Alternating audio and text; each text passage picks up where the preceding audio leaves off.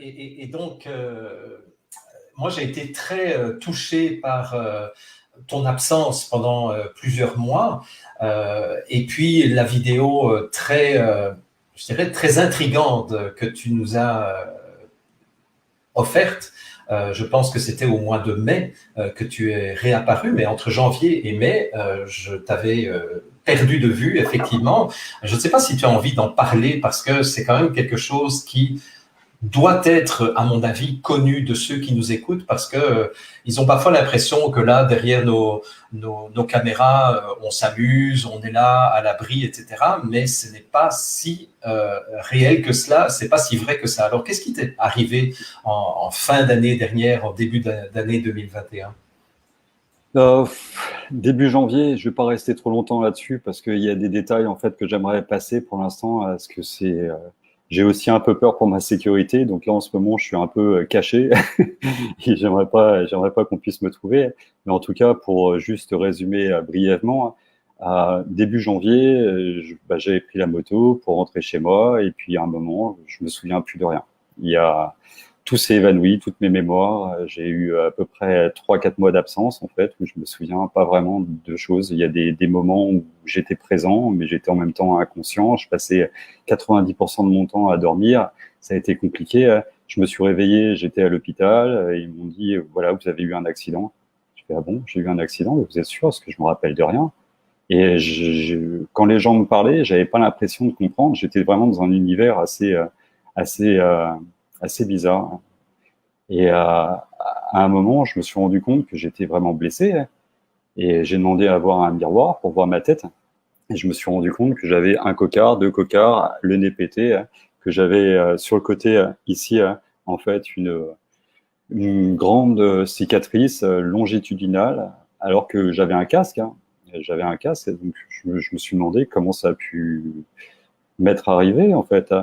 Et j'ai regardé après sur tout le reste de mon corps, j'avais des plaies ouvertes qui étaient de tous les côtés, au niveau des deux jambes, au niveau des pieds, au niveau des bras, du torse. Et ce qui m'a étonné, en fait, c'est que normalement, enfin moi je viens de la campagne, en fait, et à la campagne, quand j'étais gamin, il y avait énormément de gens qui avaient des motos, qui avaient des mobylettes, et qu'il y en a pas mal qui ont eu des accidents, malheureusement. Et c'était des amis, donc j'allais les voir et je voyais un petit peu ce que ça donnait, des plaies de mobylettes ou de moto. Et ça donne des plaies qui sont sales, en fait, des plaies où tu dérapes, en fait, sur la route, tu te frottes un petit peu la plaie, la peau contre le goudron. Ça donne des plaies qui sont vraiment très horribles avec des rayures, des striures, en fait, sur toute la peau. Et moi, j'avais pas ça. J'avais des traces d'impact, en fait. Mais vraiment des traces d'impact qui étaient relativement profondes. Et là, je me suis dit, c'est bizarre. Et puis après, le temps est passé. J'ai réussi à sortir de l'hôpital, alors qu'à l'hôpital, en fait, ils voulaient me garder pour me faire une opération. Ils m'avaient dit, bah voilà, tu as une hémorragie cérébrale, et il va falloir qu'on t'opère, il va falloir qu'on t'enlève la bulle de sang, en fait, que tu as à l'intérieur du crâne. Donc au départ, ils m'avaient parlé, en fait, d'une ponction, en fait, du sang. Voilà, m'insérer une seringue et puis m'enlever la poche de sang comme ça. Je me suis dit, bon, bah, écoutez, si vous pensez que c'est nécessaire, alors qu'au final, j'arrivais quand même à me tenir debout, j'étais quand même pas trop mal, en fait, j'arrivais à parler correctement. Je me suis dit, bon, écoutez, si vous dites que c'est dangereux, voilà, je vais suivre vos conseils. Et après, pendant la journée, j'ai eu plusieurs médecins qui me posaient des questions un peu bizarres. J'ai trouvé ça très étrange. Et en fin d'après-midi, j'ai eu un docteur, un neurochirurgien, en fait, qui est venu se présenter et qui me dit, mon collègue, ce matin, il s'est trompé, en fait.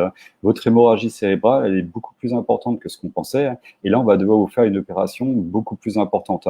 En fait, il voulait carrément m'enlever une partie de la boîte crânienne, en fait, me l'enlever et me la greffer au niveau du ventre. Et là, je me suis dit, mais pourquoi me la greffer au niveau du ventre? Ah, parce qu'il va falloir laisser le crâne ouvert pendant un moment pour observer si l'hémorragie repart. Et pourquoi me la greffer au niveau du ventre? Ah, mais simplement pour la regreffer à partir du moment où ça reste dans votre corps, ça sera plus facile à regreffer. Là, je me suis dit, c'est en plein Frankenstein, hein, tu vois, j'ai pas envie de terminer comme ça. Moi, j'ai pas l'impression d'être si mal que ça et j'ai envie de rentrer. Alors, je vais pas raconter après toute la suite, mais ça a été compliqué pour m'échapper de l'hôpital, en fait. Ça a été vraiment super compliqué. Ils voulaient absolument me garder, ils voulaient absolument m'opérer. J'ai ma femme, ils l'ont prise dans le couloir en lui disant, s'il s'en va, il va mourir dans les prochains jours.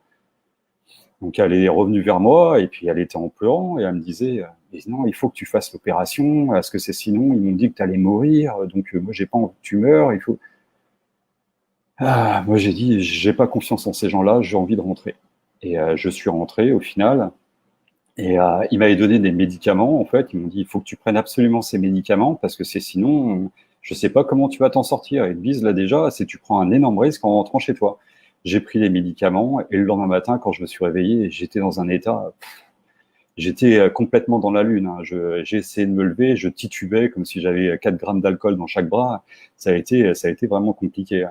Et ça a été comme ça, en fait, pendant 3, 4 jours, en fait. Et j'arrivais à plus rien à comprendre. J'avais même ma mère qui m'appelait et j'arrivais à discuter, mais très difficilement. Hein. Ma mère, elle me disait, mais non, mais retourne à l'hôpital, là, c'est bizarre, là, ce qui t'arrive, c'est, t'es mal.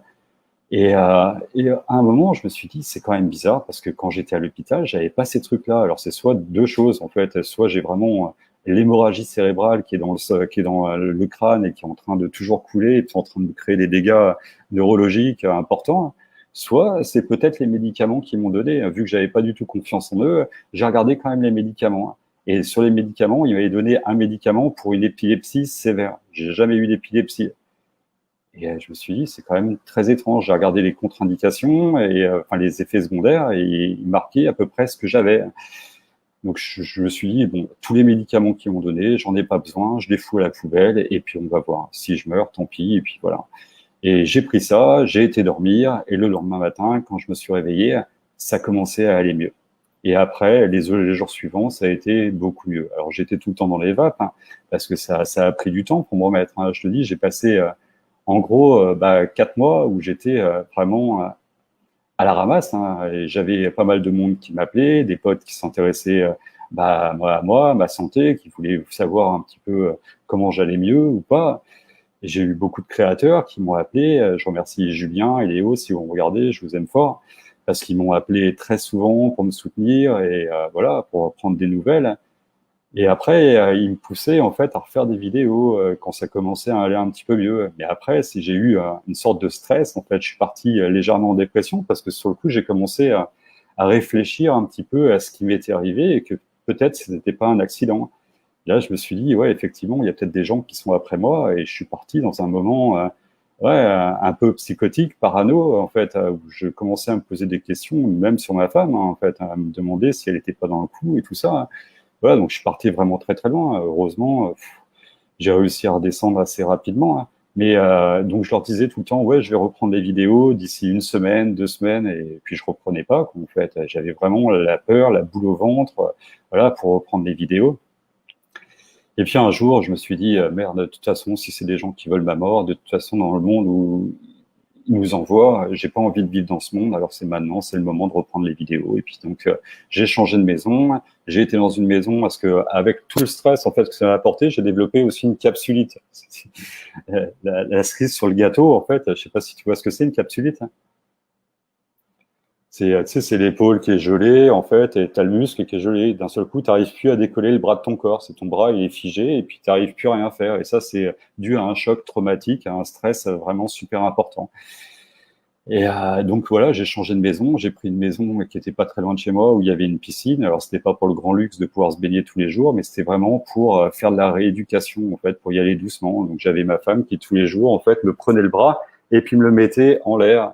Quand elle le faisait, il n'y avait aucun problème, mais dès que je le faisais par moi-même, je pouvais pas. J'avais mon bras qui n'arrivait pas à se décoller. Donc, à force d'exercice dans la piscine et de remuer un petit peu le bras, voilà, c'est au fur et à mesure, j'ai gagné de l'amplitude, ça a été comme ça, ça a été comme ça. Et puis là, maintenant, j'arrive presque à un niveau classique. Donc, voilà. Après, à ce moment-là, je me suis dit, bon, bah là, c'est le bon moment pour reprendre les vidéos. Et puis, voilà.